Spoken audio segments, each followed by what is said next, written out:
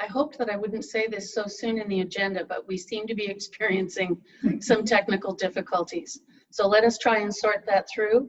And if need be, we will come back to acknowledging Indigenous territory and acknowledging lives lost, and we'll carry on with the business part of the agenda. So just bear with us for a moment or two, and we'll be right back. Hello, I'm here now. And if we could advance to the next slide.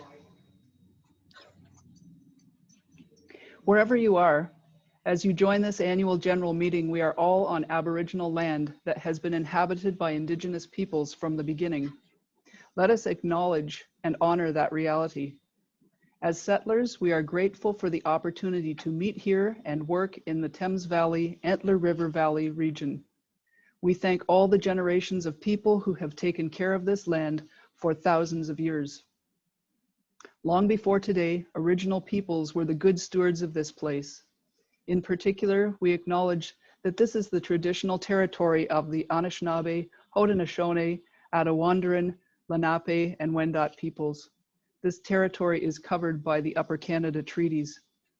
We would also like to respect the long-standing relationships of the three First Nations communities closest in proximity to the areas served by ADSTV. Chippewa of the Thames First Nation, part of the Anishinaabe, Oneida First Nation of the Thames, part of the Haudenosaunee, and Munsee Delaware Nation, part of the Lenni Lenape. We honor and appreciate their historic connection to this place. We also recognize the contributions of Métis, Inuit, and other Indigenous peoples, both in shaping and strengthening this community in particular, and our province and the country as a whole. As settlers, this recognition of the contributions and historic importance of Indigenous peoples must also be clearly and overtly connected to our collective commitment to make the promise and the challenge of truth and reconciliation real in our communities. May this always be more than words.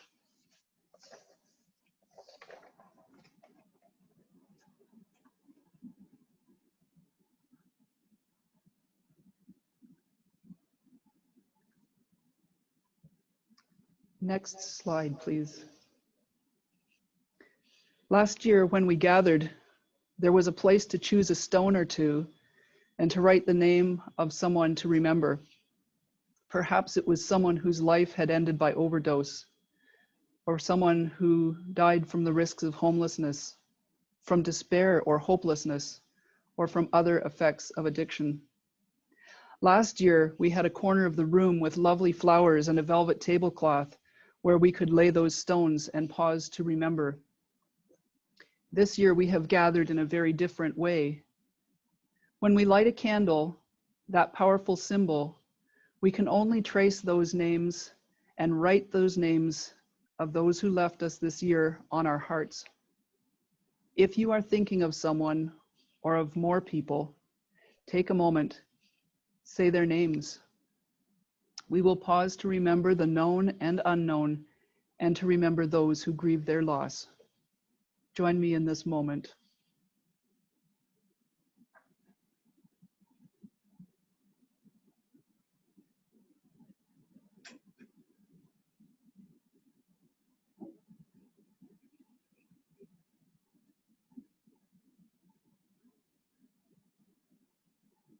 As we remember lives lost, let us strive to make the changes needed to prevent more losses due to our social failings.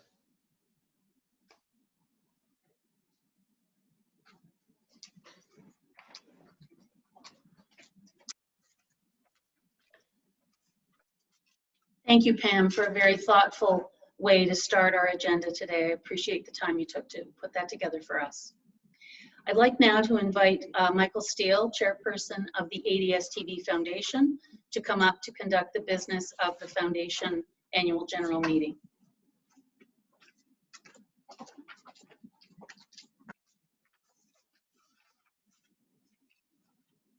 Thanks, Linda, and welcome everyone to the 10th annual AGM for the Addiction Services of Thames Valley Foundation. I appreciate that you're probably not on this call listen to me and my colleagues talk through our business portion, but it's important that we do this as it's a regulatory requirement for us. And we choose to do this as a public event so that interested parties can hear what we have to say as well. I also note that we have a quorum, so we can proceed with our business for today. And the ADSTV Foundation was created to support the Addiction Services of Thames Valley Foundation, and by creating and holding a fund to provide capital to do things that otherwise might not be available. So some of those things that we've done in the past include the Possible campaign and our annual Stage for Change event.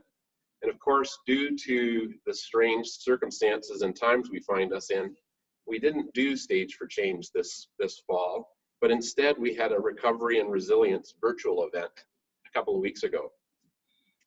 That event actually had the potential of reaching more people than our live events, as 200 people joined the live stream to hear what was being shared. And since that event was live, it's now available on our Possible Facebook page, and there's been over 3,600 views of it since.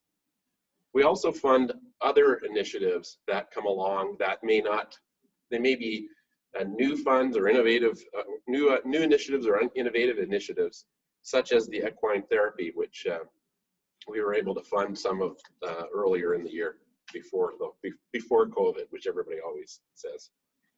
So as we proceed with the business portion of today's Addiction Services Foundation meeting, I'd like to call for a motion to approve the minutes of our last annual general meeting, which was held on June 26, 2019. So if I could ask Mike Blewett to make that motion. I will make that motion on behalf of the board. And is Ian online? Sorry, No. I'm wondering if Ian Teskett is online. Peggy Jo, do you know? Okay, Danielle, could I ask you to second that motion, please? I second it. And all in favor? Aye. So we passed that motion. At this point, I'd like to introduce our foundation's accountant, Mike Watson from Davis Martindale LLP. And Mike will take us through the foundation financial reports.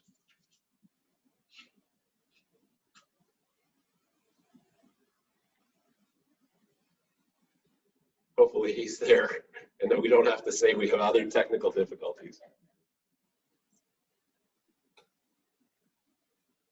Somebody did invite him, I hope. Oh, yeah.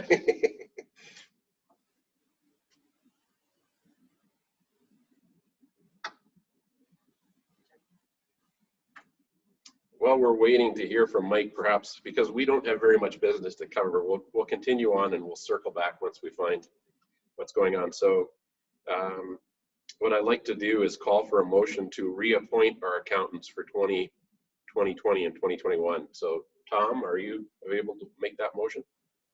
Hopefully you can hear me. Can you hear me? And Danielle, could you second that? I'll second it. All in favor? Aye. Aye.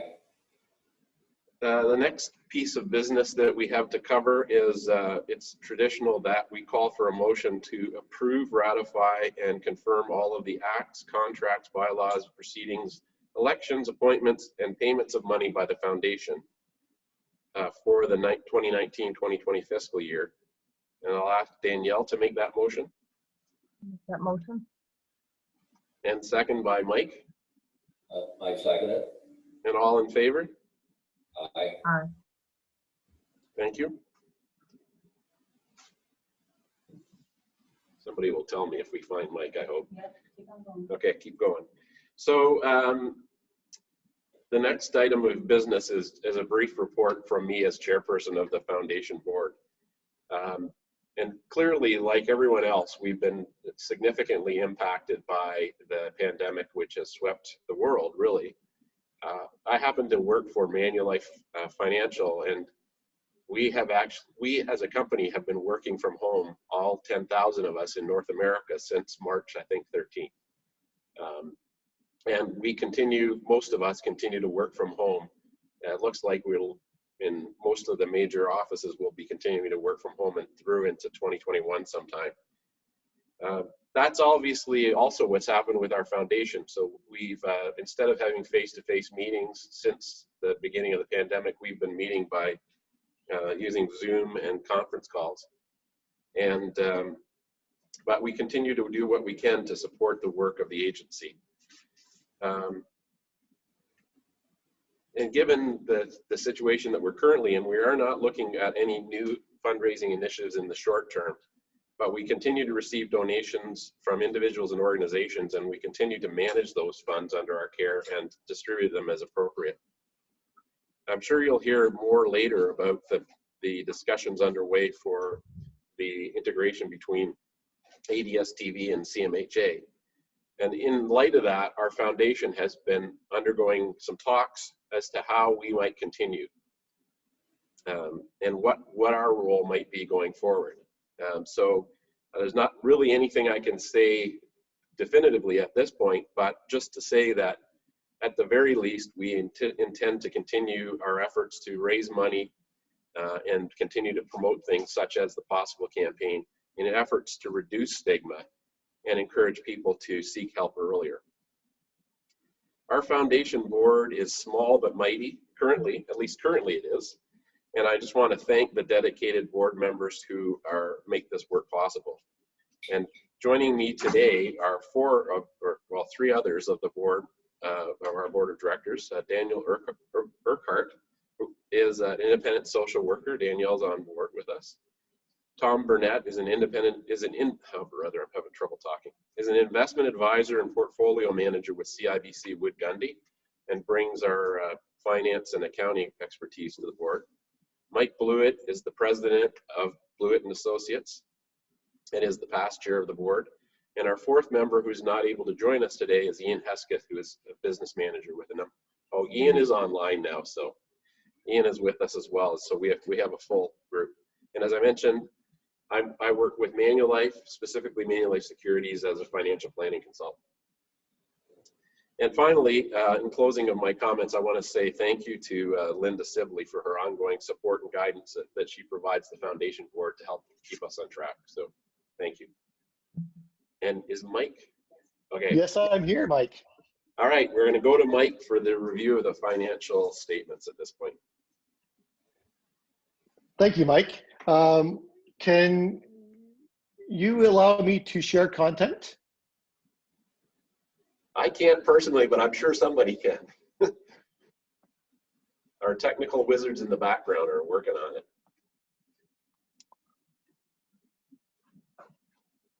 Let's see if I can do that yet.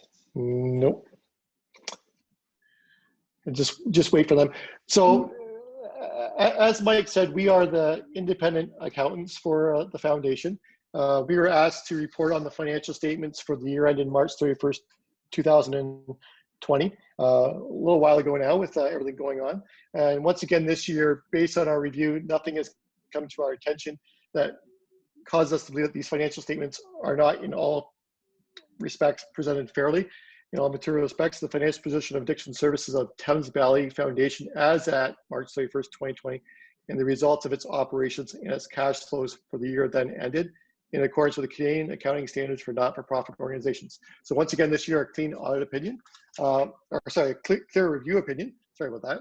I don't know if we're getting the ability to share contents, but I'll just talk to you a little bit about what the financial statements do disclose for this year. So overall, this year, the assets declined by about $5,000 this year. It was seen by a $4,800 drop in cash and about a $600 drop in HST recoverable. That's common for those to go up and down from year to year. Overall, the net assets for the year decreased by about $4,000 over last year. When we look at the statement of operations for the year, we have similar revenues to last year in that our revenues were $51,970, primarily coming from donations and $2,356 coming from interest.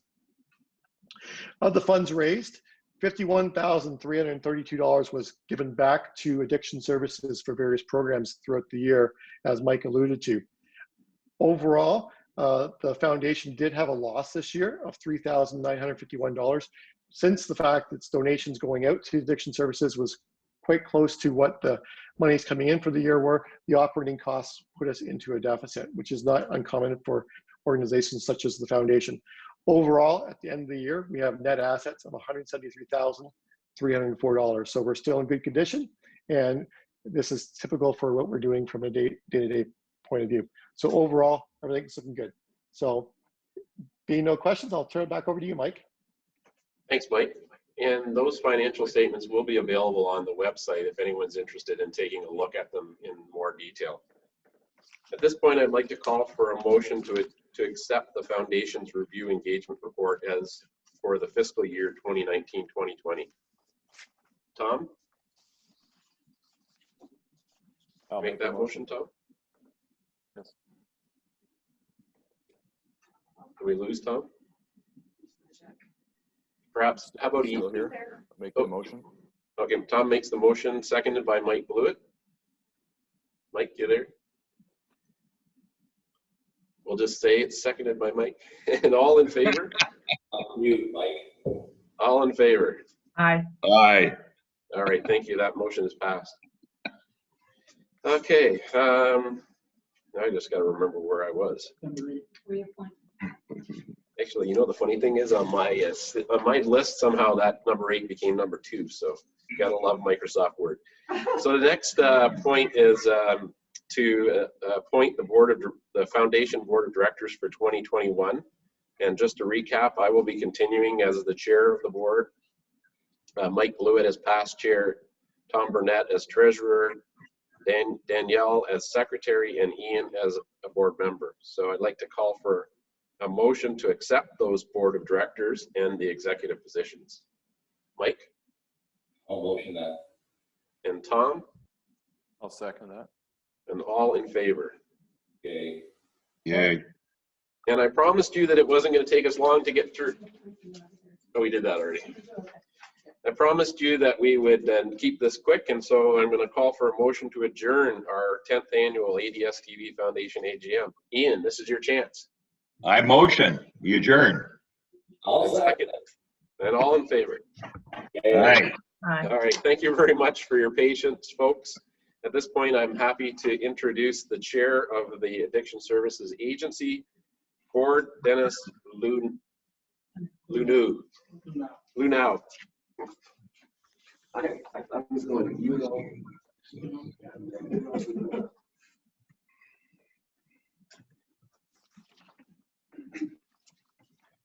Thank you very much, Mike. Welcome, everyone, to the 35th AGM of Addiction Services, and the first, and quite candidly, I hope the last virtual meeting that we have to have. But somebody has control of that, and I don't know who, and hopefully this is the last one. I don't think it would be an exaggeration to say that this past year has been one of extreme uncertainty, and thus the need for extreme flexibility in delivering services to the clients of Addiction Services. As chair of the board, I congratulate all the staff, the leadership team, Linda Sibley, and both boards for their work in order to make sure that our clients are still served so well. And I know that our clients have been well served. As we enter into the fall and winter months, I know that this flexibility and dedication to the staff of Addiction Services will be put to the test again and again.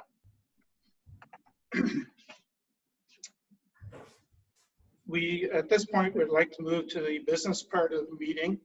I've noticed that online we have a quorum, so we can proceed to the business of the governance board. We have a number of motions that we need to address at this particular point in time. The first one being a motion to approve the minutes of the AGM from June 26, 2019. Could I have a mover, please? I believe Rita. Yes. Good for that. A seconder, Stephanie.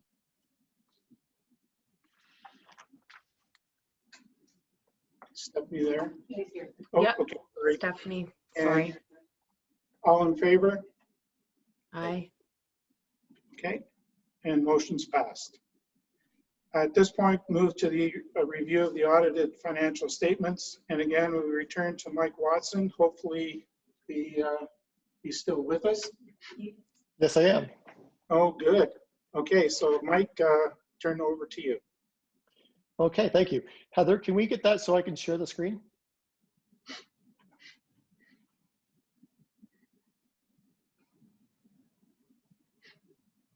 You should be good to go now, Mike. There we go. Well, greetings, everybody. On behalf of Davis Martindale. As disclosed, we are the independent auditors for the organization.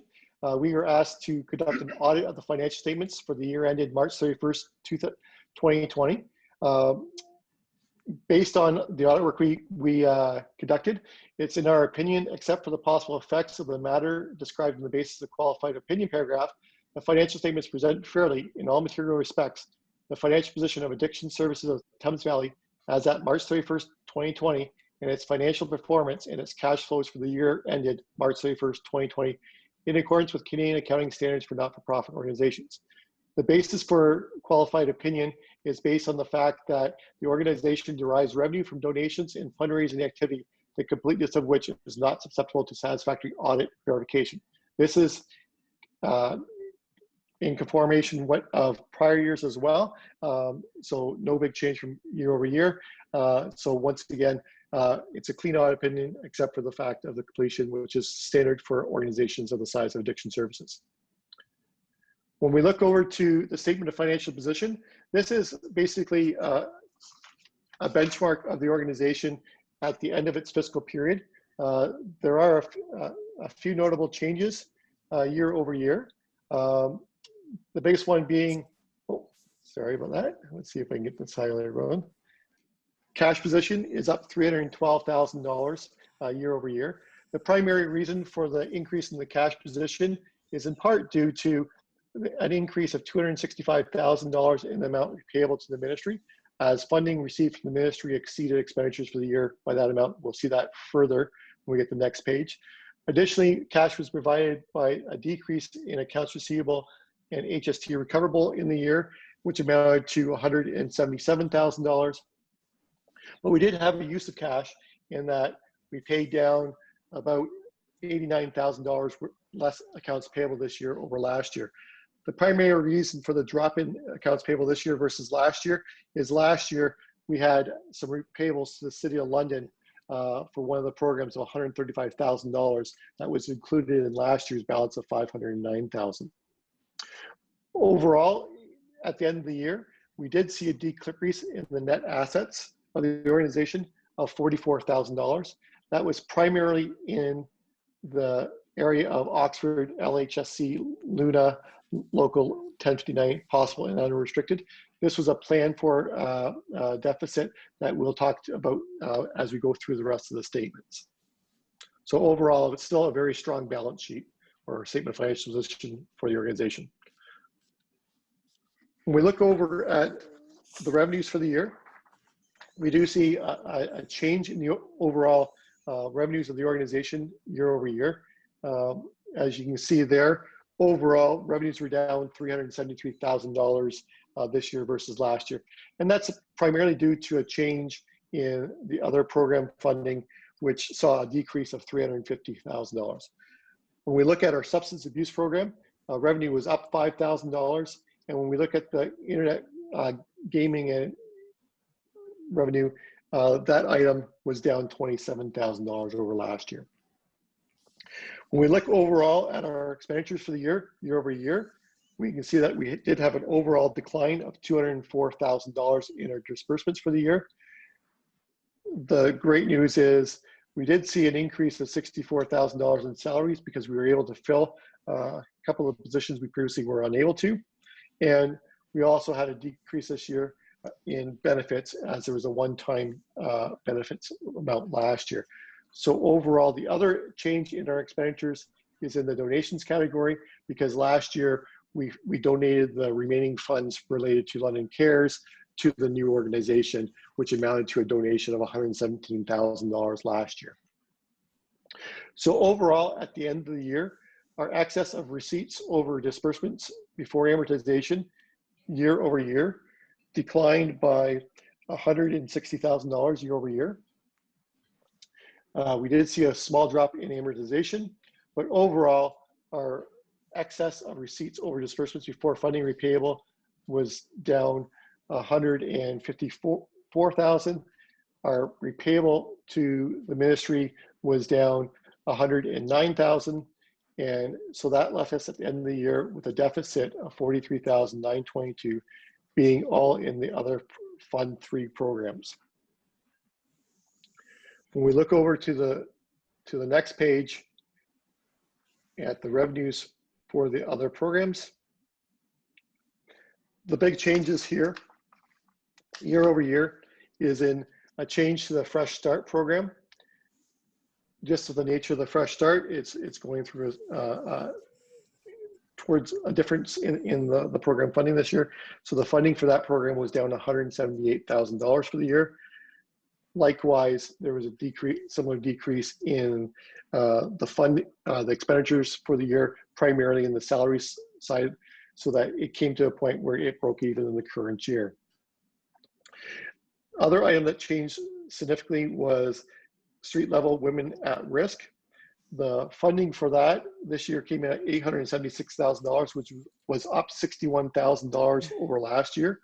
That resulted in an increase of $96,000 in wages, a drop in benefits of $14,000, and a drop in supplies of $24,000. So overall, our expenditures were up $61,000 in line with our increase in revenue.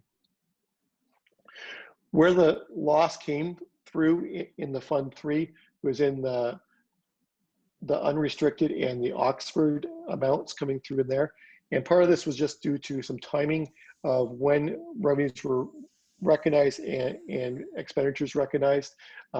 So we had a surplus in the Oxford side of things last year of $30,000, which was utilized in the current year deficit to offset the current year deficit of $25,000. Additionally, we have amortization going through unrestricted of $26,000. This relates to some leasehold improvements that were internally financed a couple of years ago. So we're basically amortizing that against some revenue that was raised internally a couple of years ago. So that was expected to happen and will continue to happen from year to year as well. So overall, we did have a deficit this year, but it was a plan for deficit. We knew that would be coming, and we'd expect it to continue on into the next year as well, just given the nature of the amortization of the leasehold additions. So overall, the organization is doing very well and continues to adapt to changes coming its way. And I'll turn it back over to you. Thank you very much, Michael. Appreciate your going over that again with us. Michael did come to a board meeting to present the financial statements and discuss with us what had gone on over the course of the year. And at that point, we had ratified the financial statements. So that doesn't need to happen now. Moving on to the next item on the agenda, I'd like to have a motion to reappoint the auditors of Davis Martindale for the year 2020-2021. Could I have someone move that? I'll move the motion. Sebastian, thank you, the treasurer. And seconded? I'll second that. Stephen State, thank you. All in favor? Aye. Aye. Aye. Any opposed? Oh, it's passed. The next on the list is the ratification of the Board of Directors business for 2019-20. And again, just to quickly state what Michael had said earlier, we've been meeting virtually since March on a monthly basis, and our minutes and everything is, we've gone through a number of different initiatives, which I'm sure Linda will talk about in her comments a little bit later on. So I'd like to have a motion, please, to ratify the Board of Directors business for 2019-20. Moved by Patty, I think. Are we okay? and seconded by Jean Knight. Second by Jean Knight, yeah. Thank you. All in favor? Aye. Aye. Thank you. Any In opposed? favor. Seeing none, passed. Next is the a quick talk about the governance report. The report itself will be posted to the website after this meeting, but I would like to just highlight 3 things that are in the report that we saw during this year. The first one, obviously, is the response of addiction services to the COVID-19 not an initiative, but the problem and all the things that have gone on around it necessitated everyone at addiction services working from home. And we're gradually going into, on a rotating basis, where people are in teams and they're coming into the office to work out of here. But the response by the staff and leadership has been just A+. So just a comment. The second thing to highlight is the development and implementation of the hypersexuality program, which I believe Linda will talk about in her comments. And the third point is the continuing into phase 3 of a possible integration with CMHA Middlesex Elgin and CMHA Oxford. The outstanding work done by Linda and board members Patty Chapman and Eric Riley have enabled the Transition Council to do its work.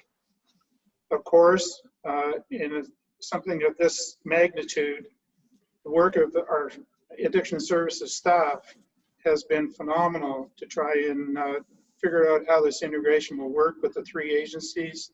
The interaction between the agencies, in my understanding, has been outstanding.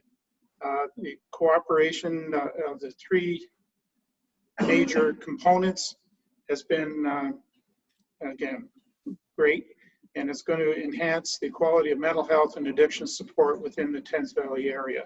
So congratulations to everybody involved in that initiative. I'd like to go on to the next item on the agenda, which is the introduction to the Board of Directors for 2020-21. And names are myself, Dennis Luna, as chairperson, Eric Riley is past chairperson, Stephanie Johnson as the vice chair, Jean Knight as the past vice chair, Sebastian Delalonde as the treasurer, Tricia Corbett, secretary, Michael Oates, who is regrets today, Rita Giroux, patience, and Stephen State and Patty Chapman. Next on my list, I have 155 different motions here, so I do apologize. We now go to the motion to re-elect the number of board terms and number of people to board terms. The first one, motion to re-elect Dennis Luna into a second 2-year term and re-elect as the chairperson. Could I have a motion to move her, please? I believe Patty. Seconded by Stephanie. Moved. All in favor? Any opposed? Favor. Hearing none, motion passed. Motion to re-elect Eric Riley to a 1-year term. Moved by Stephen. So moved. Thank you. Seconded by Rita. Yes. Thank you. All in favor? Yes. Any opposed? Seeing none, passed. Next is to re-elect Jean Knight to a 1-year term. Moved by Tricia Corbett. So moved. Thank you. Seconded by Eric Riley. So moved. Okay. All in favor? Any opposed? Favor. Seeing none, passed. Motion to approve Michael Oates as a member of the last year of his 2-year term. Moved by Jean. Second by Sebastian. I second. Thank you. All in favor? Any Aye. opposed? Seeing none, passed. The next one, motion to approve Stephanie Johnson for the last year of her 2-year term and re-elect her as the vice chair. Moved by Stephen. Now, Oh, sorry. Seconded So by moved. Jean. You forgot me, Dennis, but I'm not taking it personally. Pardon? Sebastian de Lalonde. You missed one. I missed, okay, I'll come back to you, Sebastian. It wasn't on purpose. I apologize. I hope so. So, yeah, please don't take offense because we need you. So we'll do Stephanie and then I'll come back to Sebastian. Sorry, Sebastian. So I moved by Stephen, seconded by Jean. Seconded. All in favor? In Aye. favor. Any opposed? Seeing none, we're passed. Now we'll come back to Sebastian. I skipped over you, Sebastian. So the motion to approve Sebastian de Lalonde for the last year of his 2-year term and re-elect him as treasurer. Move. Moved by Rita. Are we good? Seconded by Stephanie. We're good. Seconded. And all in favor? Any opposed? Seeing none, Aye. passed. Next on my list, I hope. Motion to approve Tricia Corbett for the last year of a 2-year term and re-elect her as the secretary for the board. Moved by Rita. Moved. Thank you. Seconded by Patty. I think we're good. And all in favor? In Aye. favor. Any opposed? Seeing none, pass. Motion to re-elect Stephen State to a 1-year term. Moved by Stephanie, Seconded by Jean. seconded by Jean. All in favor? Aye. Aye. Any opposed? Seeing none, pass. Motion to re-elect Patty Chapman to a 2-year term. Moved by Sebastian. I move. Thank you. Seconded by Stephen. So seconded. Thank you. And all in favor? Aye. Aye. Any opposed? None, passed. Next one, motion to re-elect Rita Giroux Patience to a 2-year term. So Moved moved. by Jean Knight. Seconded by Eric Riley. So seconded. All in favor? Aye. Aye. Aye. Any opposed? Seeing none, passed. Oh my goodness, I'm finished. But did I miss anything? We're good now. Sorry, thank you. Next on my list is the appointment of the new board of directors for 2021. And just to reiterate, the list of appointees would be myself as the chairperson, Eric Riley as past chair, Stephanie Johnson as the vice chair, Jean Knight as past vice chair, Sebastian de Lalonde as treasurer, Tricia Corbett as secretary, Michael Oates as member, Rita Giroux Patience as member, Stephen State as member, and Patty Chapman as member. And now I ask for a motion to accept the ADSTV Board of Directors for 2020-21 and the executive positions. Moved by Patty, I believe. Seconded by Stephanie. So moved. All in favor? Aye. Aye. Any opposed? Seeing none, passed. Thank you for joining us. And just before I turn this back over to Linda, I'd also like to add my thank you to Heather Elliott and Julia Dreesen for putting together this virtual meeting. I know that they spent hours and probably had a sleepless night last night trying to make sure this is all put together. And Peggy Jo, thank you for joining us today as well. So thank you, and I'll turn this over to Linda. Thanks very much.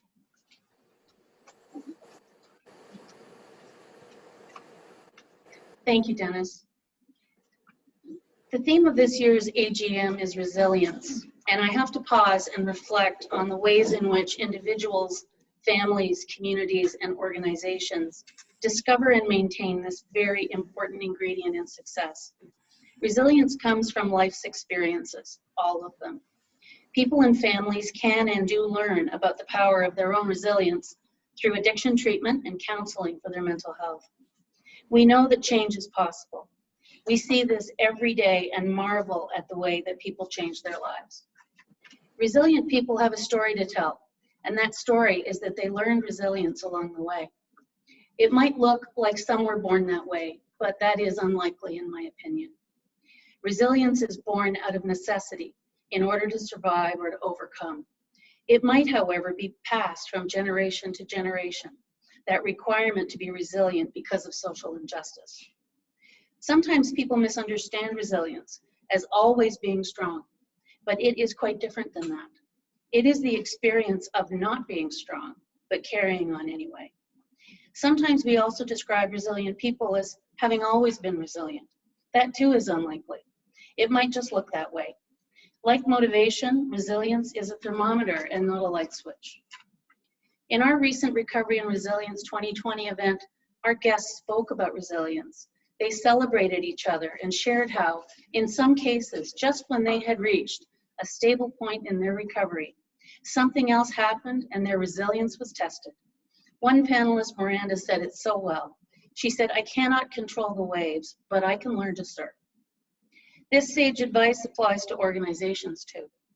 I'm reflecting on the past few months during COVID. We know that ADSTV is a very resilient and successful organization, and it has never been clearer to me than at the end of fiscal 2019-20 and into this year. ADSTV, the leadership, staff, and boards have shown such resilience in the complete reincarnation of how to offer services to the community while keeping staff and clients safe and coping with our own worries and problems. We carried on when we did not know what to do next, but we knew we had to be open to learning, sharing our vulnerabilities, and practicing transparency. This is the advice we give those who come to see us.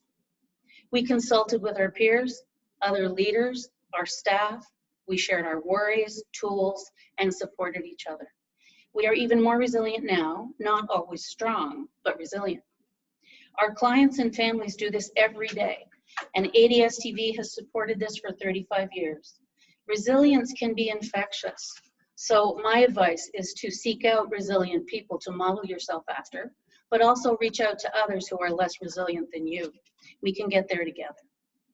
I want to talk now about our past year and reflect on the needs, of the people that we served in 2019-20. Based on the trends that we were seeing, we expanded our services for people affected by hypersexuality and other impulse control issues. Internet activity associated with gaming and gambling has created new opportunities for problems and behavioral concerns related to hypersexuality, shopping, and digital dependence. We developed a new grouping of services that we now refer to as behavioral addictions, and this made sense given the referral rates and the needs identified in our community and elsewhere. Training was set up for staff, the funder notified of our intentions, and we changed the name of the gambling program and opened mid-2019. We opened the Problem Gambling and Behavioral Addictions Program for referrals, and we began to accept intakes in the fall of 2019. Congratulations to the leadership that led this and to the staff who have taken on new learning to develop the clinical skills required. Our annual statistics always tell a story about who is attending treatment and about the trends in drug use, gaming, and gambling. I would like to do a quick overview of our stats for the whole agency overall and then by each what we call point of access or POA. Jillian's going to advance the slides for me, and when you look at the slides, I'm going to encourage you to pretend you're at the art gallery, and you're going to start at the top, let your eye move to the right and clockwise for each slide. This is a quick overview, I'll remind you, not a full discussion. So for the whole agency, you'll see on the top right that alcohol was still reported as the #1 problem substance, followed overall for the organization, and then 2 and 3 are opiates, crystal meth, or cocaine. We can see that the opiate use is up overall by a small amount. You'll see a later slide related to this. You'll see that the percentage of non-medical injection drug use comes in at about 13% overall. Lower numbers for youth at the bottom there than we would like to see. We are trying to do something about that. And you'll see a very small number overall for no fixed address. This is not a large percentage of the population that we currently serve. Self-reported mental health concerns come in overall at 51%, just in the middle of the slide there.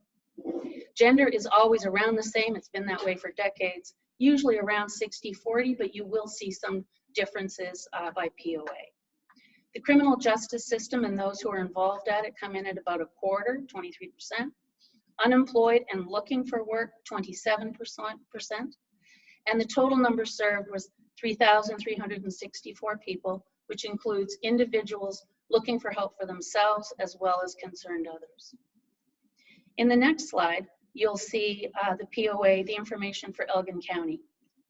Elgin had the highest involvement with criminal justice, the highest self-report of mental health problems, and a higher unemployment rate. The problem substances in order of reported issues with it is alcohol, crystal meth, and then opiates. Opiate use generally was down, and about 18% reported using non-medical injection drug use. The youth stats are about the same. No fixed address, very small number. Self-reported mental health, as I say, was a little bit higher, and the rates gender 61-39, but it's still like 60-40 always.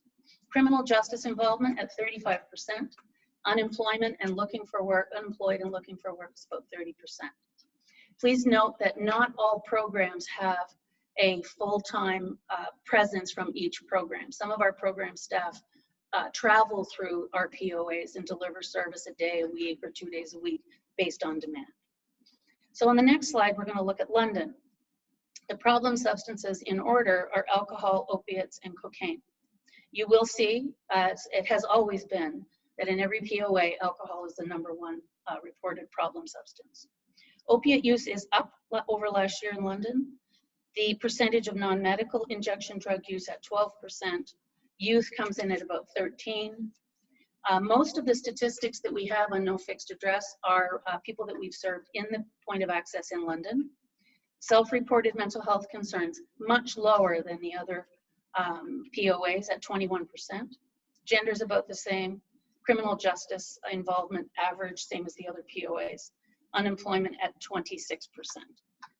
Pardon me, you will notice that the bulk of clients are seen out of the main office in London. On to the next slide for Middlesex. The 3 top problems there, starting at the top there, going around to the right, alcohol, cocaine, and crystal meth. Opiate use generally is down, as reported by our clients. 18% for the non-medical injection drug use. Youth comes in at around the same. No fixed address, again, very small number. 53% of clients reported, self-reported a mental health concern. A little higher for women over men in Middlesex. Unemployment at about 24% of those who came in, and the total served was 156. On to Oxford. This was the highest increase for opiates, 6% over the year before. Highest unemployment and lowest percentage of women who came in for assistance in Oxford. The problem substances, starting at the top, you'll see alcohol, opiates, and cocaine. Opiate use is up 6%, as I say. Non-medical injection drug use is about average to the other POAs. We did see less youth in Oxford. This might be because of the presence of Welkin, which is a children's mental health organization, and perhaps it's one of the sites that people go to first. We do work in partnership with Welkin in both Elgin and Oxford. No fixed address, again, not a very high statistic there. 41% of people reported a mental health concern. Less women, as I mentioned, criminal justice involvement about 29%, and the highest rate of unemployment and people looking for work was at 38%. The next slide tells us a little bit about gambling. And we served 307 clients. You'll see at the top right the types of activities that are reported by our clients as problems. They tend to be, sometimes they change position, a little bit like a horse race, I suppose. Slots, lottery tickets, and scratch tickets are the top 3. You'll see them shift slightly by POA at the bottom right. The age is same percentage for youth. So we see about the same number of youth, but it's a higher percentage for older adults. There's a higher proportion of men in the gambling statistics at 70-30. And we saw 12% of our clients came in because of gaming concerns, and 5% were concerned others who came in about somebody else that they were worried about. The next slide talks to us about our behavioral addictions. I'm sorry, if you could go back one. Jillian, I apologize for that.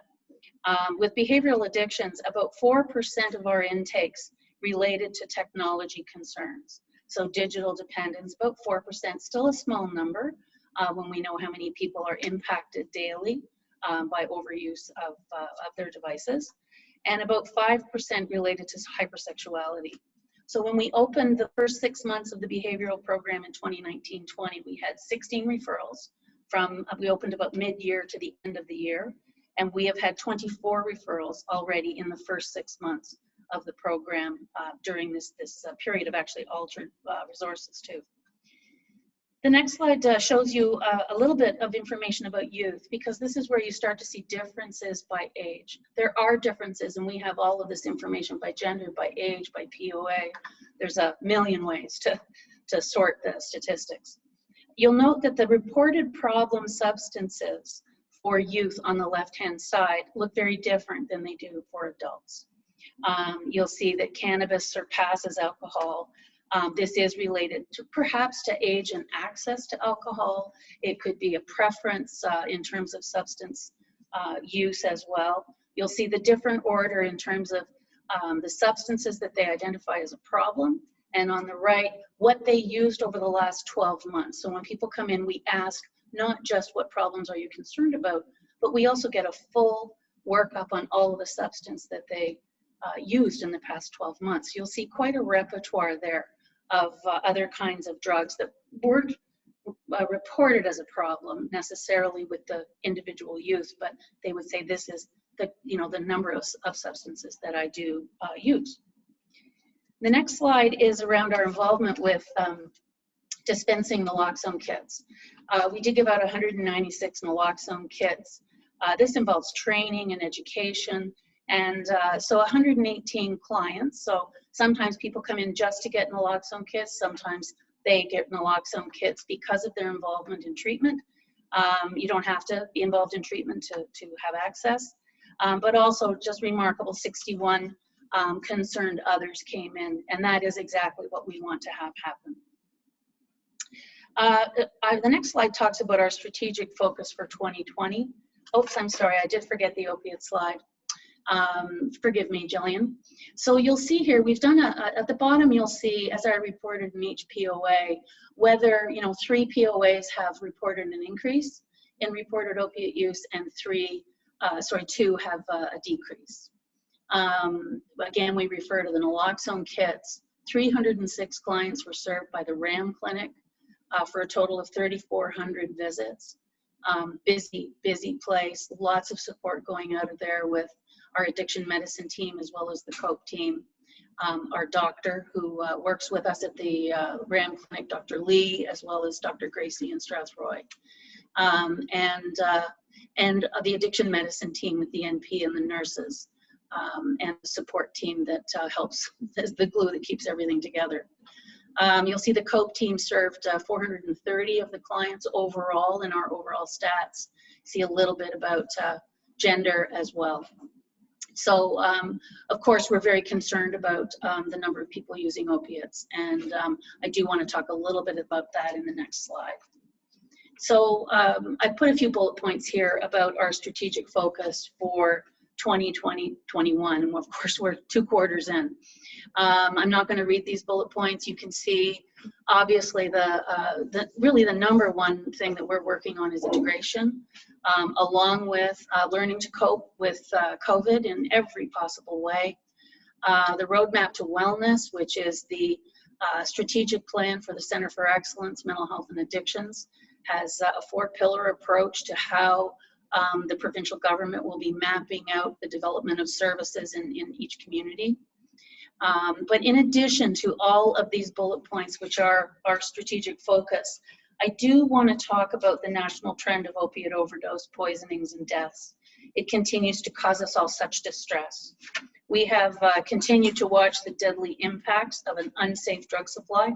We've offered support where we can with treatment, naloxone training, the dissemination of naloxone kits to clients and their supporters. We also supported the consumption and treatment site care point while it awaited approval. We were so happy to see that come through, and in the close approach to a permanent site. There's so much more to do for this population and their families, and ADSTV will continue to lobby hard alongside our partners to help the most vulnerable. So that concludes the report from the Executive Director, and I would ask Dennis to come back up and adjourn the business portion of the meeting. Thank you.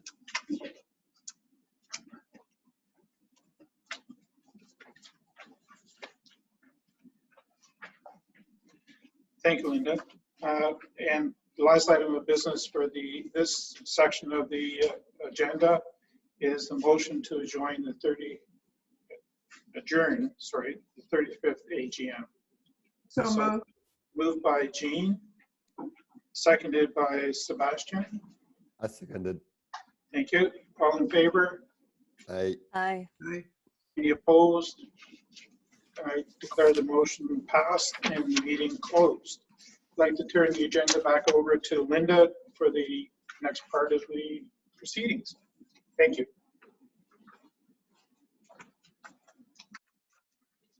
So each year at our annual meeting, we do honor years of service. And although it would look as if we're going to do our presentation right now, so that's fine.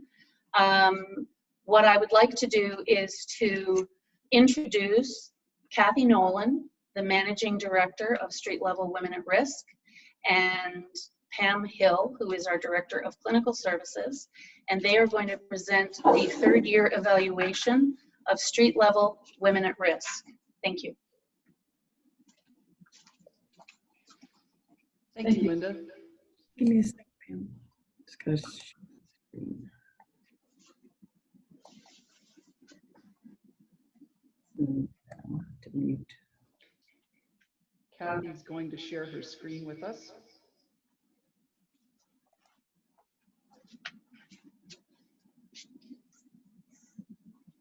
And some reverberation.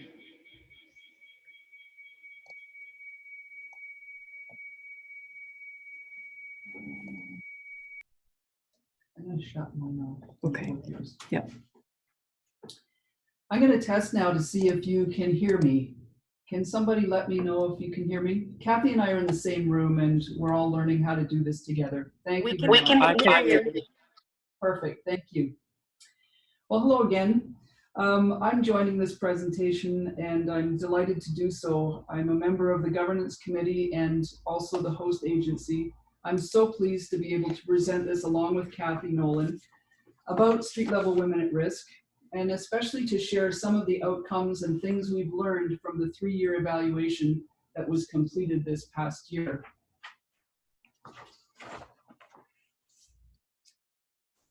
This is a busy looking slide, but it tells a bit of a story. In the winter of 1987, I was working at the Salvation Army Correctional Services. I was quite young then, I was quite naive then. And one day I was asked to find shelter for a woman who had just been released from jail. She had severe mental illness.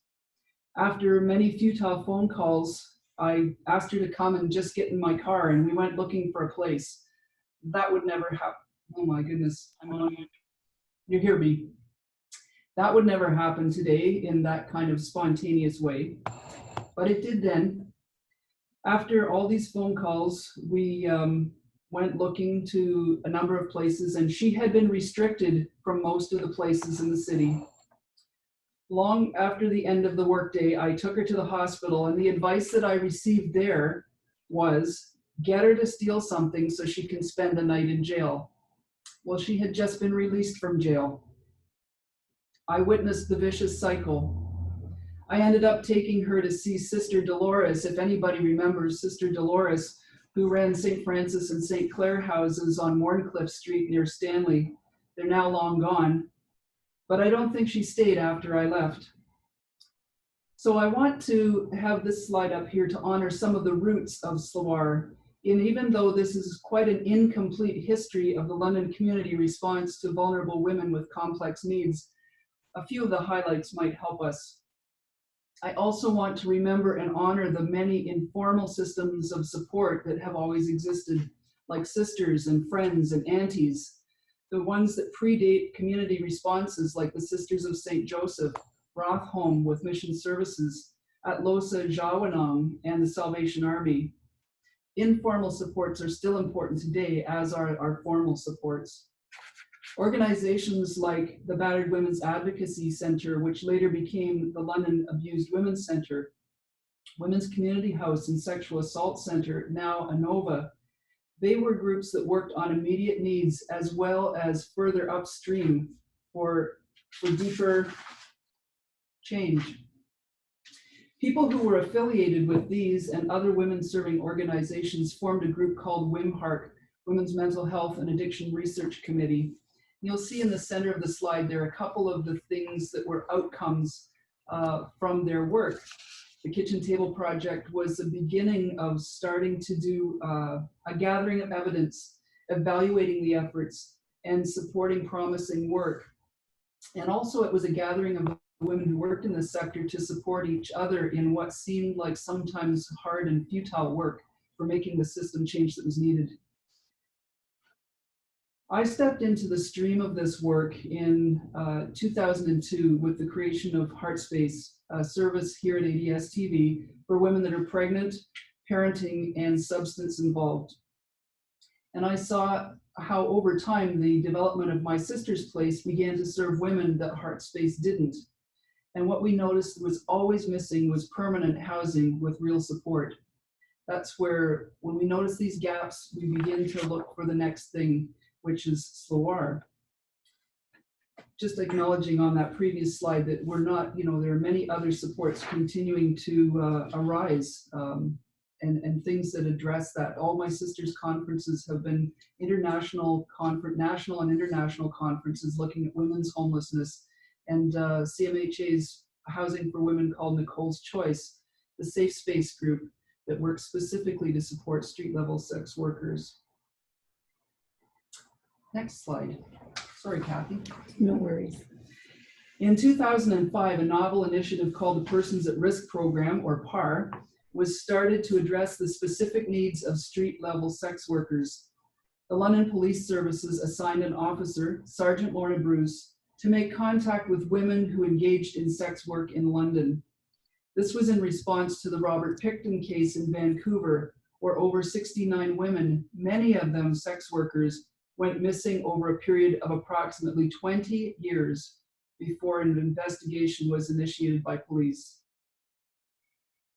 I might note that London police were aware of how vulnerable the 401 corridor was, particularly for women to be trafficked and to be at risk. Awareness of missing and murdered Indigenous women was also growing during this time and placed an even greater emphasis on the needs and gaps for services for women. In 2011, Anne Bodkin, pictured in the upper part of the slide here, a family physician contacted Sergeant Bruce to establish a dedicated health program for women who engaged in sex work. And they went out one day a week to meet with the women that Lorna, or Sergeant Bruce, was building relationships with.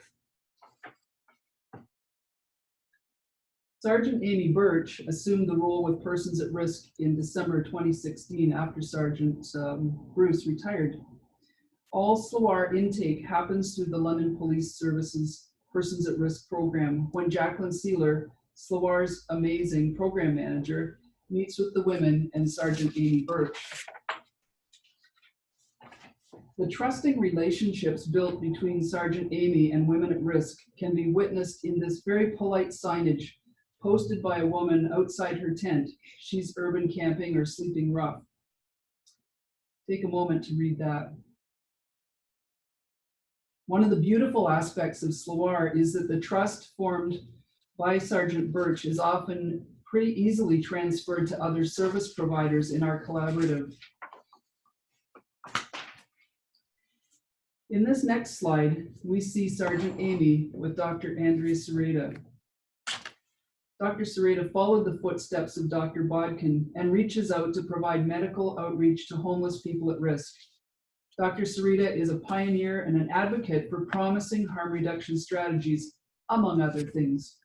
She has been quoted to say, "Housing, food, and warmth are medicine."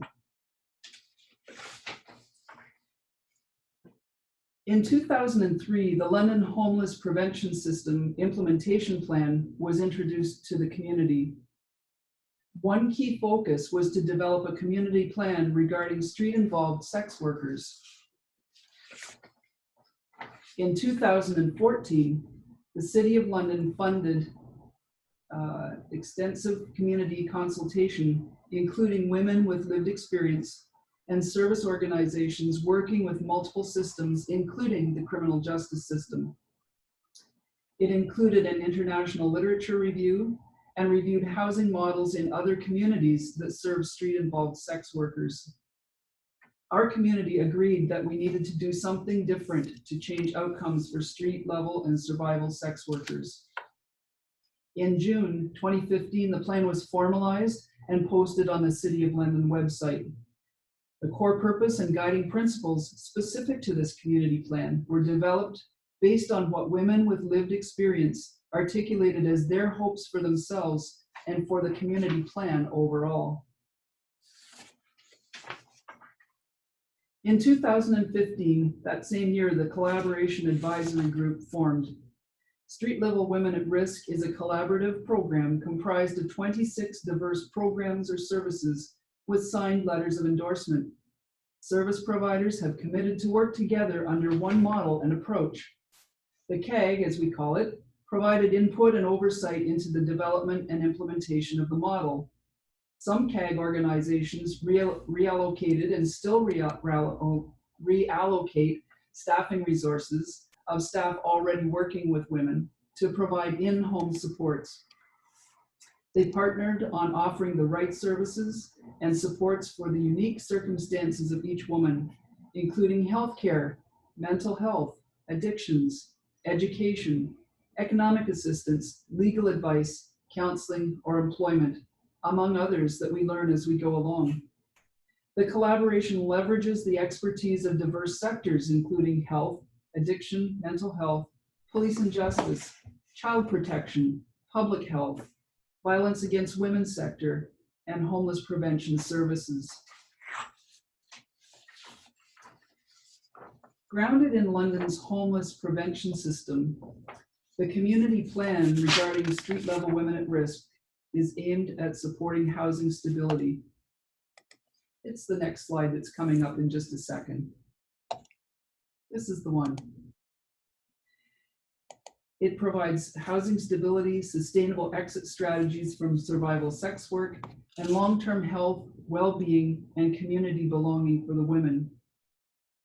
This conceptual model has the housed woman firmly at the center of each process and systemic response. And we're going to leave that up for just a second so you can see the circling layers of support and designed process to make that stable and sustainable housing a possibility.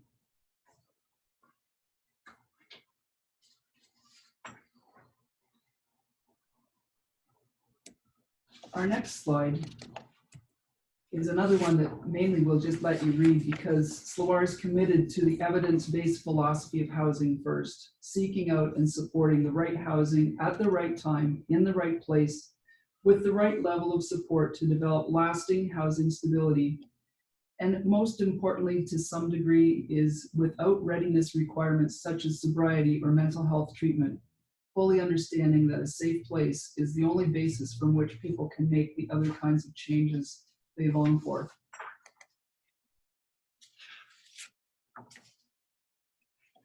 Our next slide outlines SLOAR's service pathway. When a woman is referred to SLOAR on the left-hand side, she meets with the program manager to determine her eligibility for and her interest in participating in SLOAR. The time from homelessness to entry has been as short as 1 day to as long as 2 years of engagement before someone's ready to make that step. The green section you'll see on this slide is a timeline that can also vary greatly. The final orange blocks over there, that achievement of a sense of community belonging may actually take many years, but it happens incrementally, and it does happen. I love graphics. They describe the ideal path and the path, and yet the path as we know it is never quite the way it's planned to be. The pathway to permanent stable housing, improved health, and well-being is not at all straightforward. Setbacks, relapses, unanticipated problems, missed goals are all part of the journey. But the supports of SLWAR, the holding of hope, these things can help everyone keep moving towards the goal of the women. And as a reference to Linda's comments about resiliency, help support and kind of blow on the coals of the resiliency that women come with in the beginning. I'm going to pass the presentation over now to Kathy Nolan, who's our amazing managing director for this program. Thanks, Kathy. Thank you, Pam, and thank you for your dedication to street level women at risk from the beginning. It's been wonderful working collaboratively with you. Today, I'm going to share some highlights from the full evaluation report. The full final evaluation report is available online, and we will share that link with you at the end of the presentation. The quotes that you're going to hear today are from the participants themselves. Their names have been changed in order to ensure their privacy. So the goals of the full evaluation was to determine the individual level impact, which we're going to highlight today, and to explore the collaboration level impact and the system level impact of the Street Level Women at Risk Collaborative, both of which, those latter two, can be found in the full report online. The evaluation covers the period from our opening the doors on April 1st, 2016, to September 30th, 2019. During that time, 59 women participated in the Street Level Women at Risk program, and we could have had women that were welcome to the program in April 2016 that are still in the program now, or women that may have joined the program in early 2019, and they would be included in this as well. So therefore, this report reflects the most up-to-date data, and it's not a comparative trend analysis. First of all, it's important to acknowledge, I mean, Pam has really done an eloquent job of sharing the history of how this collaborative came to be. But this evaluation, this fulsome evaluation report would not have been possible without the contribution of our incredible women's advisory group. Women's voice, women with lived experience led the way at the beginning of the development of the community plan, and they continue to advise the program on a regular basis. I'd also like to thank the City of London Homeless Prevention Group, who provided backbone support as the program began. Our evaluation working group, a diverse group of individuals from the collaborative who have an eye for data. I'd like to thank the COVAX group, that's our evaluators who completed the 3-year evaluation, our governance group elected by the Collaboration Advisory Group annually, the incredible group of people that I get to share the workday with every day, the Street Level Women at Risk team, those who are here now and those who came before, dedicated women fiercely trying to make a difference every day. Our peer researchers, we had individuals with lived experience who partnered with the COVAX group in an employment role to help collect the data from the individual participants that are in the program. Our incredible diverse collaboration advisory group, and lastly, the resilient, inspiring women that are involved in the Street Level Women at Risk program. And of course, a special thank you goes out to our host agency, Addiction Services of Thames Valley, and specifically I need to thank finance, who've learned how to do things differently in order to respond to this population in the way that we needed to. So here's some information to share with you. This is looking at the length of time that women were experiencing homelessness before entering the program. What we know is that street-involved sex workers in general are living in abject poverty. They're experiencing absolute homelessness and are almost always living with severe substance use, mental health challenges, physical health challenges, trauma. They're experiencing violence and abuse, unstable housing, and extensive barriers to accessing services. Women are trading sex for food, clothing, drugs, and a place to stay. What we see on this slide is that 94% of Street Level Women at Risk participants have experienced long-term chronic homelessness. The good news is that women have secured permanent housing with the support from Street Level Women at Risk and are accessing the financial resources that help with obtaining housing and housing affordability. 100% of the women entering the Street Level Women at Risk program secured housing of choice, signing their own lease and receiving a key to their home, which is a monumental celebration every time. The photo on the left is of a new home of a woman who is exiting homelessness, actually earlier this year. And the photo on the right is a woman who was rehoused while working with the Street Level Women at Risk Collaborative. You can see she's gathered a few more belongings. Solar helped me get my apartment. I had a group of people helping me. It was sort of like the wraparound and having people help me off the streets and get into an apartment. They helped me with rent. I was excited. I didn't have anything. I had my bed in my room, but I didn't have any furniture. But I was just excited to have it because it was mine. They helped me get everything else as we went. Then I furnished my apartment and I really loved it. It was exciting that it was time for me to move on and just have my own space again, having my own home. And the images that you see behind these quotes are actually images that the women took with cameras, participating in a photo voice exercise as part of the evaluation. This slide demonstrates the range of apartments that our staff may encounter and the varying states of participants' home and with regards to their tenancy skills. Our incredible team of housing stability workers, our team coordinator, and our admin staff behind the scenes help women to learn the vital tenancy skills like cleaning, laundry, organizational skills, guest management, that's a big one. And they work every day to help ground women in their home to make it feel like a safe place for them. With every challenge every day, the staff are working to maintain their housing stability. Just during this AGM today, there was communication going on at the beginning about the team, about getting together to do a team clean with a participant tomorrow morning, and lots of enthusiasm about that. 97% of Street Level Women at Risk participants have received a monthly housing allowance, which provides the difference between the shelter portion of their income and the market rent. This has really increased the ability for a woman to choose a home that fits with her needs and goals. Rehousing, or moving, as we like to call it, happens often in Street Level Women at Risk. Reasons for rehousing can include a breakdown in tenant-landlord relations, a loss of safety, as you can see depicted in the picture on the left, on the right, with the broken door. We've learned a lot from the Women's Advisory Group about the urgency in restoring the sense of safety in a home. And when safety is lost, it's unlikely the woman's going to feel at home there or may not even stay there. So we work to restore safety or perhaps as a reason to relocate. Sometimes it's an urgent medical requirement, like a change in mobility. At times we look to a move when a woman is underhoused because perhaps her income has changed from OW to ODSP, or they've regained custody or access to visiting with their children and their needs then change with regards to their house. Sometimes it's just the housing location or housing type that's a barrier or has become a barrier to the participants' goals.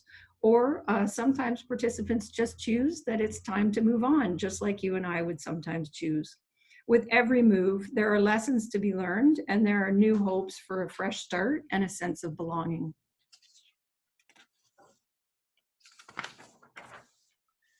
Street Level Women at Risk is committed to rehousing participants, but at times women do not engage with us to secure new housing. 76% of women who've entered the Street Level Women at Risk program have remained housed. We have had participants leave the program only to return at a later time when they feel like they're ready to partner with us on their housing stability. Overall, women are maintaining permanent housing and are engaging in the rehousing process.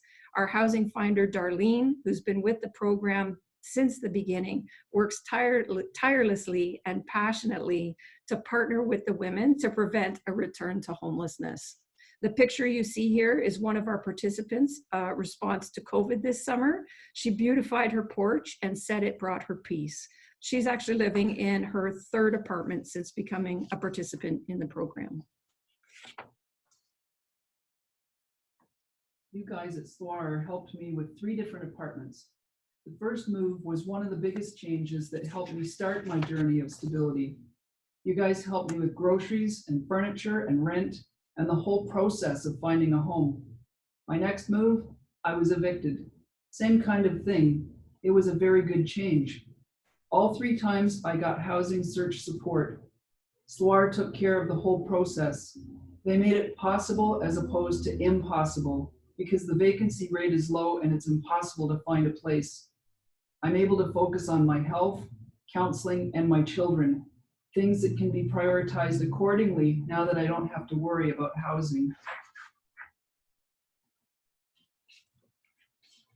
Many street-level women at risk participants have been supported with securing Ontario Works or transitioning from Ontario Works to ODSP during their involvement with our program. This has allowed for food security, amongst other things. Pictured here is a grocery shop that a participant shared with her HSW. She was very proud of her ability to choose healthy foods, as she used to survive only on junk food. Through accessing community food resources, donations, monthly budgeting sessions with their worker, and our Whatever It Takes fund, which is really made possible by the generous support of individuals and families in our community. We do what we can always to fill the gap and ensure basic needs are being met. With regards to street-involved sex work, the slide shows that the age at which women became involved with street-involved sex work, over 80% were under the age of 24. It should be noted that the average age of women in the street-level Women at Risk program is between 30 and 39. Our youngest participant to date was 21, and the oldest was 55.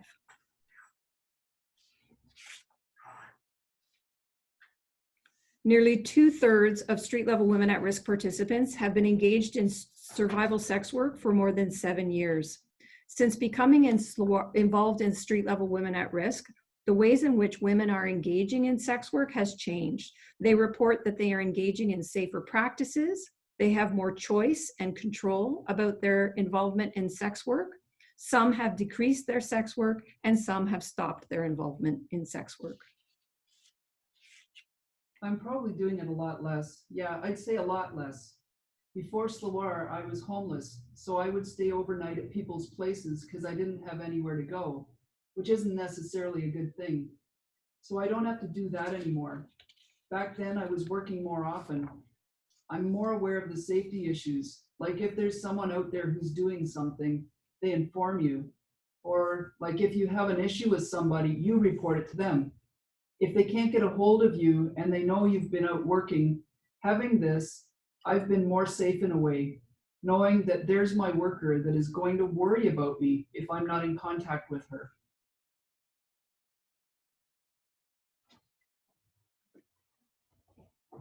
One of the incredible successes that we've had in the program, I mean, over 90% of participants that have entered the Street Level Women at Risk program have been parents. And at the time of entering the program, none had custody of their children. That has changed. We've seen women have increased engagement with their children, and they're working on building more positive, closer relationships with their children. We have several participants who are parenting their children in their homes safely with the right supports for their family. In addition to this, we've seen women build positive relationships, have been reestablished with family where that's something that they desire, and also a large amount of the participants have developed new healthy friendships. SLOAR helped me with getting to see my children. I hadn't talked to my children in 7 years. I started talking to my oldest child. My youngest child is still not ready to talk to me, but I'm hoping that will come. My oldest child and I, we text back and forth quite a bit. We were talking quite a bit. I got to take it slow. It's been 7 years and now I just want to be back in their lives. I don't want to push them too fast. It's a big deal that I'm even talking to them.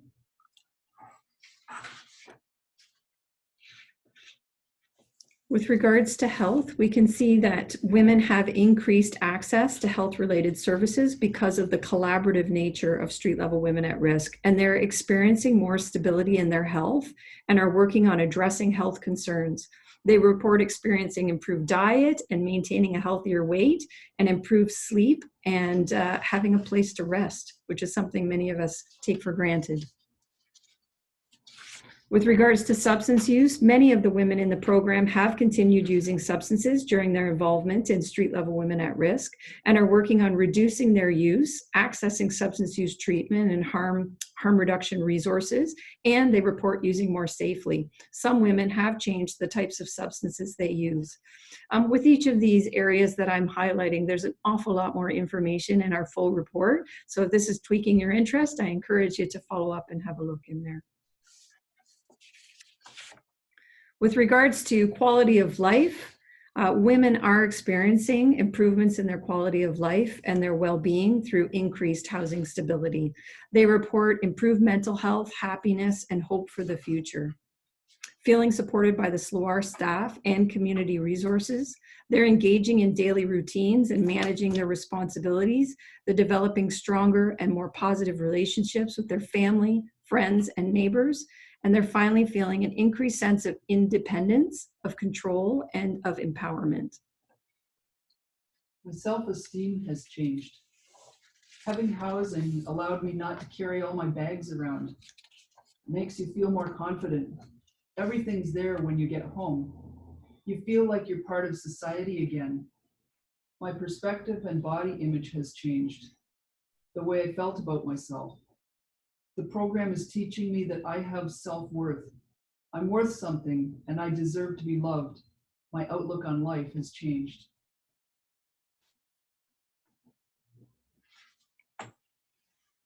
It's important to note that while there have been many positive results for the women engaged in the Street Level Women at Risk program, women's journeys towards housing stability and community integration are not linear, as Pam had mentioned earlier, and many women face complex co-occurring issues.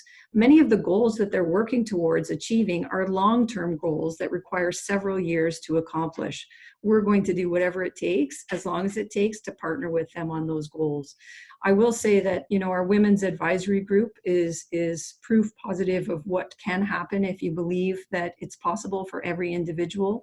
You know, they're an incredible group of women who are parenting their children, doting grandparents, new homeowners, business owners, and they give back through their role as women's advisory group members to help advise us on the challenges we face in the program. The Street Level Women at Risk evaluation also demonstrates that it has a positive impact on how organizations in London are working together to support women. Results show that the collaborative approach of SLOAR has promoted joint decision-making and problem-solving, strong working relationships between service providers, and improved communication and information sharing between partners, all of which are helping to reduce barriers and improve coordination of services for women. Additionally, engaging women with lived experience has been identified as a critical component of Street Level Women at Risk, and it's really central to the work that we do. I feel like without a women's advisory group, we would have been trying to do this with a blindfold on. We're grateful for their input every day. Our next steps include the development of a program manual and then working towards a strategic plan. So the link as to where you can find both the community plan, year 1 and year 2, and then our final evaluation report is there on the screen. So on behalf of Pam and myself, I'd like to thank ADSTV for allowing us this opportunity to share.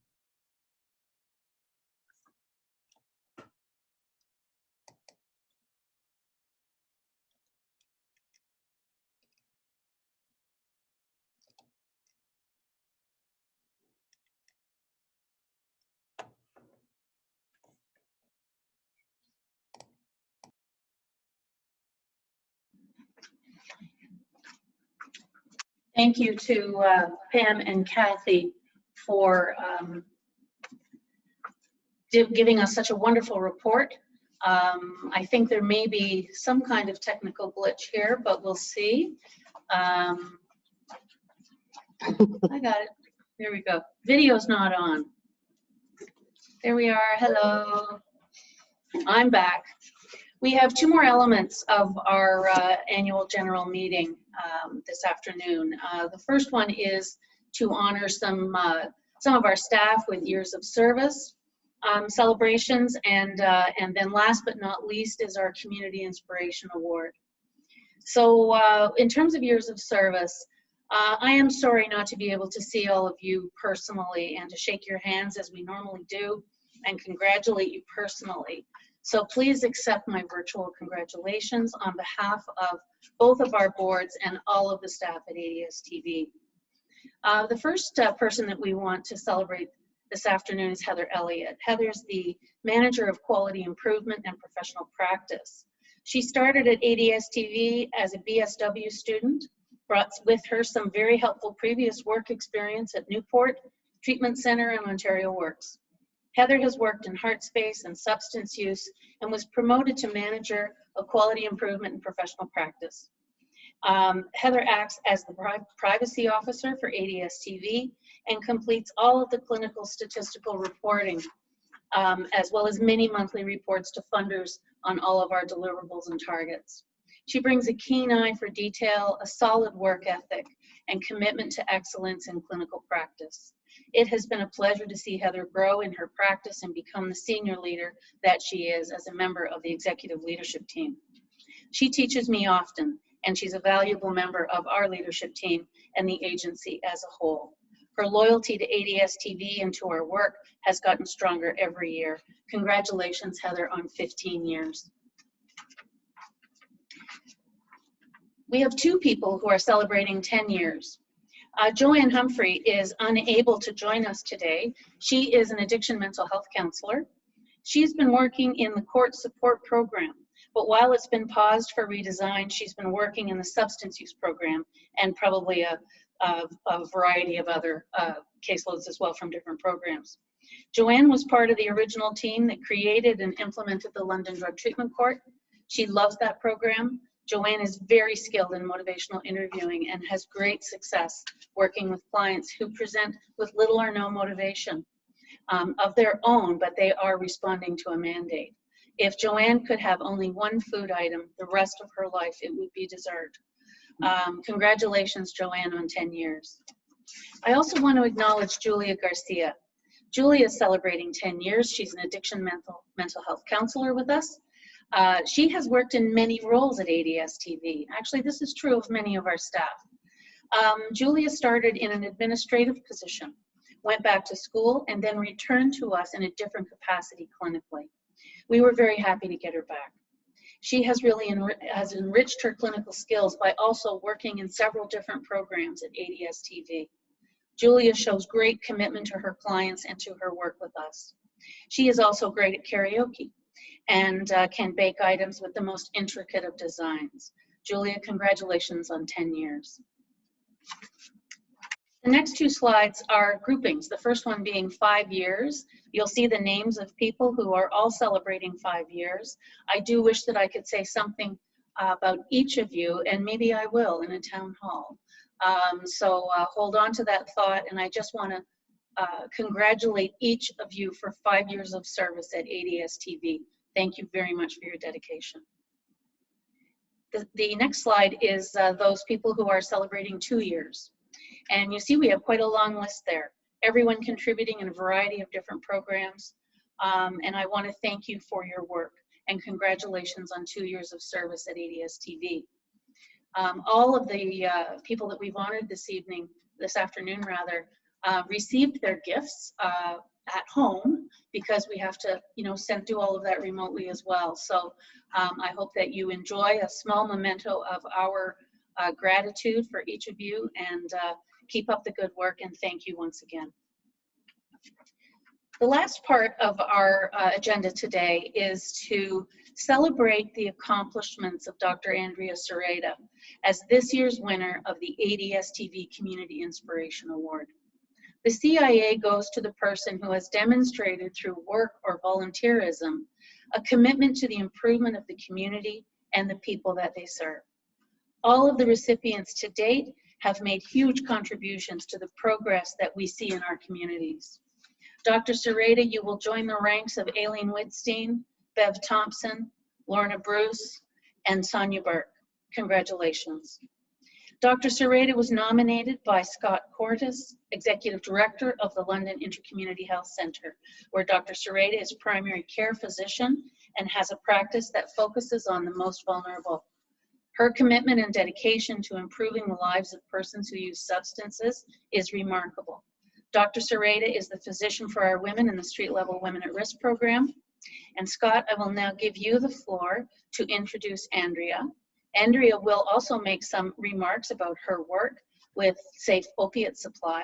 And then you're going to get me again to conclude the 35th AGM. So over to you, Scott. Thank you so much, Linda. It's my distinct honor to introduce Dr. Andrea Sereda, who is my colleague here at the London Intercommunity Health Centre. Dr. Sereda works as a physician within our health outreach program, which serves some of the most marginalized and stigmatized members of our community. The people we serve have been failed and excluded by the health and social care system for most of their lives. We nominated Dr. Sereda for this award because she addresses this injustice each and every day as a physician and also as a community activist. I'd like to share an example. Several years ago, as the overdose crisis began to grip our community, Andrea began an innovative approach to support our clients. She prescribed pharmaceutical-grade opioids to a small cohort of patients who were at the highest risk of death due to the poison drug supply. After seeing good outcomes, Dr. Sereda brought her findings to our leadership team and advocated for a core program to be developed at the health center. So began our Safer Opioid Supply program. The program is embedded in our model of comprehensive primary care and is supported by a multidisciplinary team that focuses on harm reduction, stability, and improving the overall health of the people we serve. Health Canada recently recognized the efficacy of this approach and awarded our health center a 5-year grant to scale up the work in London and gather evidence to support the spread of this approach to other communities. Without Dr. Sereda's leadership, her tenacity, and her raw courage, this would not have been possible. Dr. Sereda is a champion for health equity and social justice within our health center. She is also leading the way locally, nationally, and internationally. She is challenging the status quo and raising awareness around issues our patients face across the social determinants of health. She challenges us to all think differently about how we support our most marginalized members of our community and is unafraid to speak truth in support of her patients, even when that truth is unpopular and uncomfortable.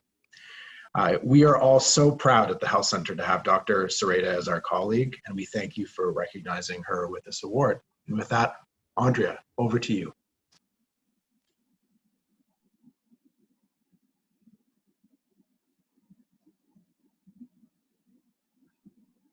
Thank you so much. I'll just take about a few moments while I figure out how to share my screen. You think I'd be really good at this by now. Okay, can you see my one slide? No. We could see it before.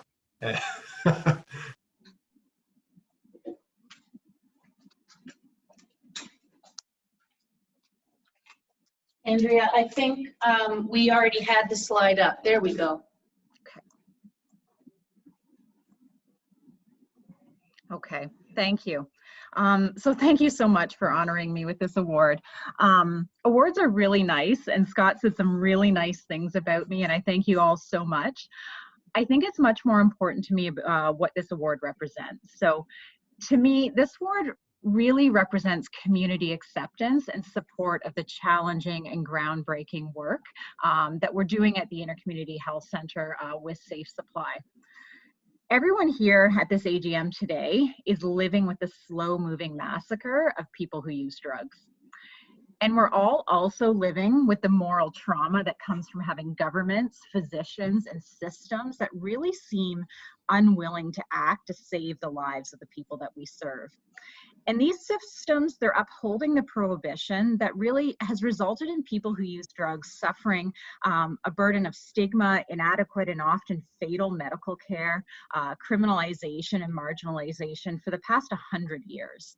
So Safe Supply is really working to take that narrative from they talk, we die to we act, they live.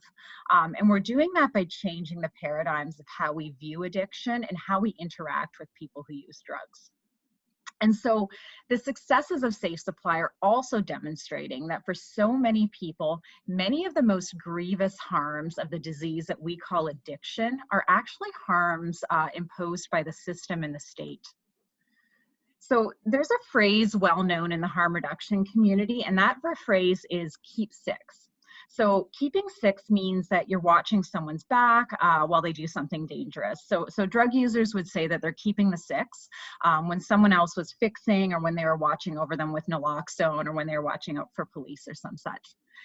Our community has been and needs to continue to keep six for people who use drugs by continuing traditional harm reduction measures like naloxone or safe injection sites.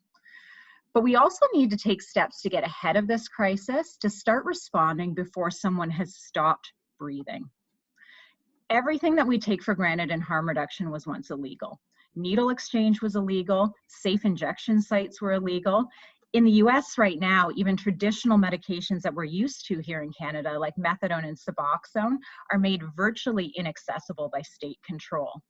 So people who use drugs have carried the burden not only of their own criminalization, but they've also carried the burden of the legalization of solutions. Those of us with the power and the privilege in this room today, we have the resources to fight against the war on drugs, and we need to do so. As a community, we know how to keep six already, but it really is time we plan our forward advance against this crisis so that this generation of drug users can live. We need to use the evidence generated by Safe Supply to show our government why we need to first decriminalize drug use and then legalize and regulate all drugs. We will get this done. London will lead the way in making sure that this crisis is not passed on to the next generation. Thank you for your support.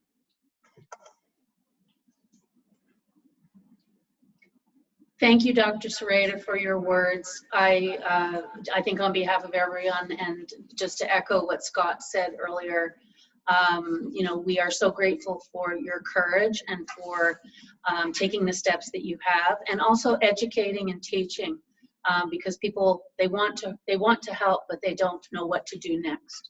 So I really appreciate it. Congratulations. So that you know, there is of course a little plaque that will have your name on it in our boardroom, and you are keeping company with some great contributors to our community. So again, just on behalf of ADSTV, our boards and staff, congratulations on receiving this award. Thank you. Okay. So that concludes our annual general meeting, the 35th for the governance board and the organization itself, and the 10th annual meeting for the ADSTV Foundation. I want to thank you all for joining us. I hope that you pick up on how happy we are to celebrate those around us, both in our organization as well as those who we work alongside in the community. Thanks for your patience with the little technical hiccups. Along the way, we're getting more resilient with using virtual technology, and we did really well. I want to thank everybody who helped create the opportunity for us to have this meeting virtually. Have a wonderful evening, and we look forward to seeing you again at the annual general meeting in 2021. Thank you.